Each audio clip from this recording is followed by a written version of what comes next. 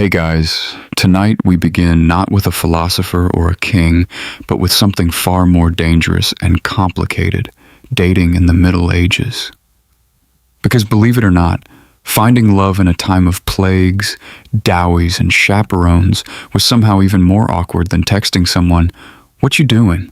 at 2 a.m. From courtly love songs to marriage by livestock negotiation, medieval romance was less about butterflies and more about land rights. So, before you get comfortable, take a moment to like the video and subscribe, but only if you genuinely enjoy what I do here. And let me know in the comments where you're tuning in from and what time it is for you. It's always fascinating to see who's joining us from around the world. Now dim the lights, maybe turn on a fan for that soft background hum. And let's ease into tonight's journey together. So, you're standing in a medieval village or maybe a chilly stone castle, wondering how to find love. Maybe strike up a conversation, compliment someone's hose, ask if they come here often. Nope, that's not how any of this works. If you're in the Middle Ages, dating in the modern sense doesn't really exist. You don't flirt, text, or go for long walks to see where it goes.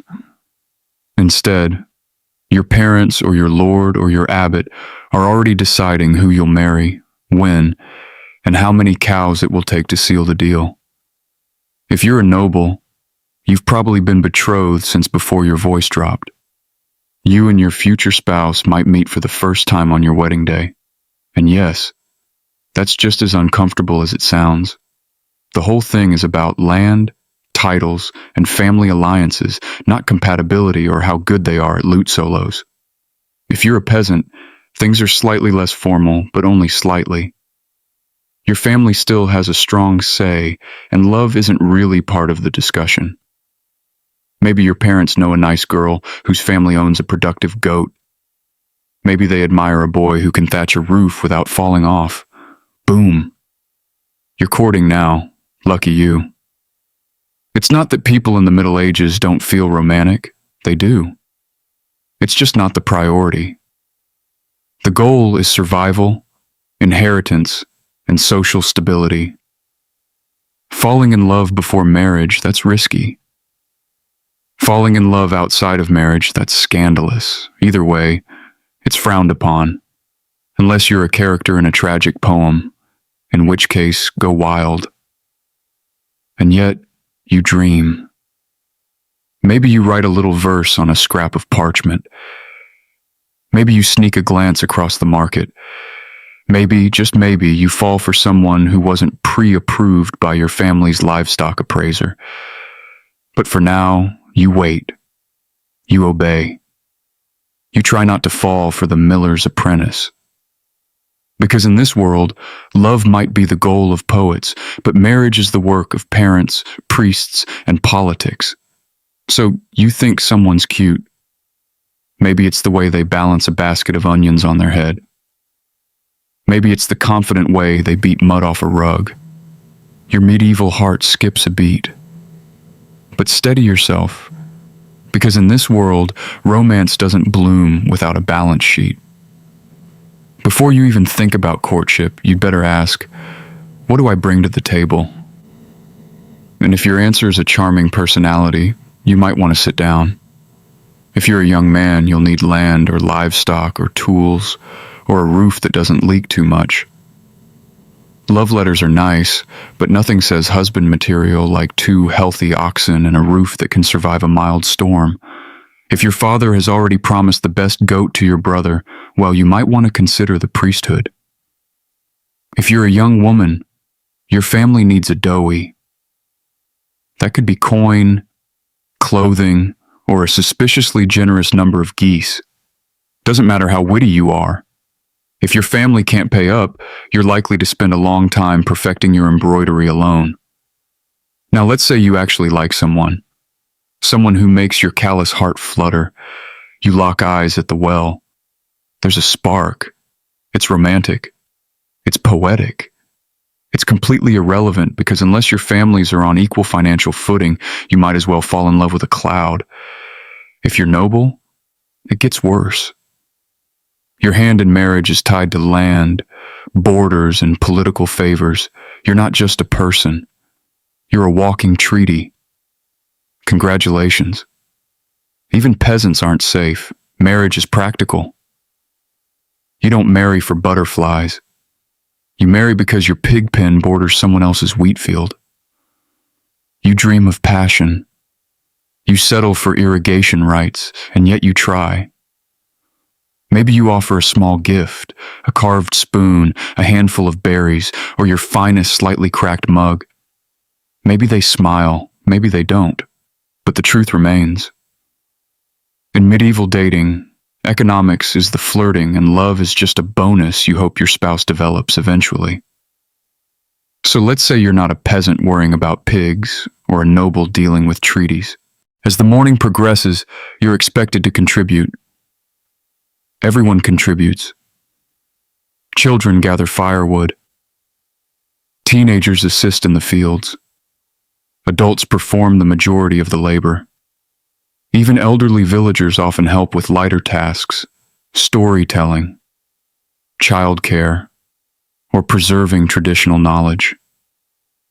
A village functions because everyone participates. There is no option to quietly disappear for a weekend of self-care. The wheat is not interested in your personal growth journey. The wheat requires attention, always. And then there's food. Modern people often imagine medieval banquets covered in roasted meats and overflowing goblets. Most villagers would have been thrilled just to eat consistently. A typical meal is simple: bread, porridge, vegetables, maybe cheese, maybe eggs. Occasionally meat if circumstances are favorable.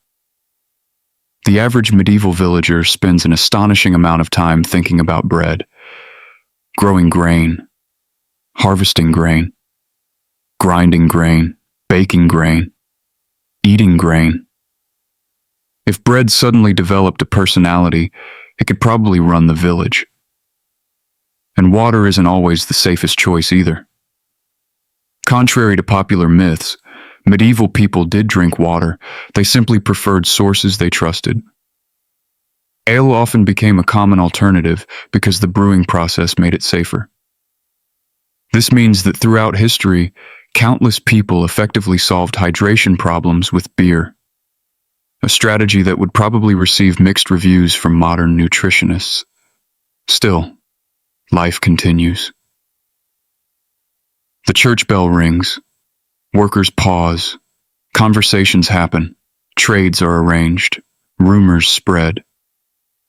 Somewhere, a young man gathers enough courage to speak to a young woman he has admired for months. He rehearses what he plans to say. He imagines a charming conversation. He walks over confidently, then forgets every word he prepared. Human nature, it seems, has remained wonderfully consistent. Because whether you live in a modern city or a medieval village, romance is still awkward. People still become nervous.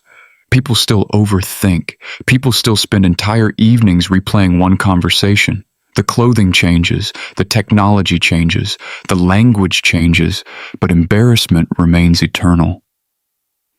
As the afternoon stretches onward, the village settles into a steady rhythm. Tools strike wood. Wheels creak. Animals wander. Children chase each other through narrow pathways. And above it all hangs the understanding that tomorrow will look remarkably similar. Not because life lacks meaning, but because routine itself creates stability. In a world filled with uncertainty, routine is comfort. You know what needs doing, you know where you belong, you know who depends on you.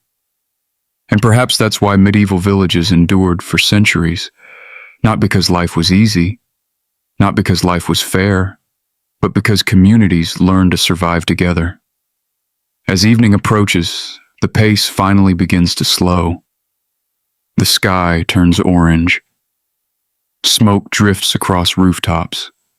Families gather near the warmth of the hearth. Stories begin.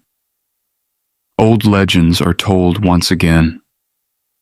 Some are true, Most are not. Nobody particularly cares. The goal isn't accuracy. The goal is passing the darkness together. Outside, the village grows quiet. The animals settle. The stars appear one by one. And tomorrow, before sunrise, the rooster will begin the entire process all over again. Because in the medieval world, life moves in circles rather than straight lines. Season follows season. Harvest follows planting. Children become parents, parents become elders, and the village endures, one ordinary day at a time.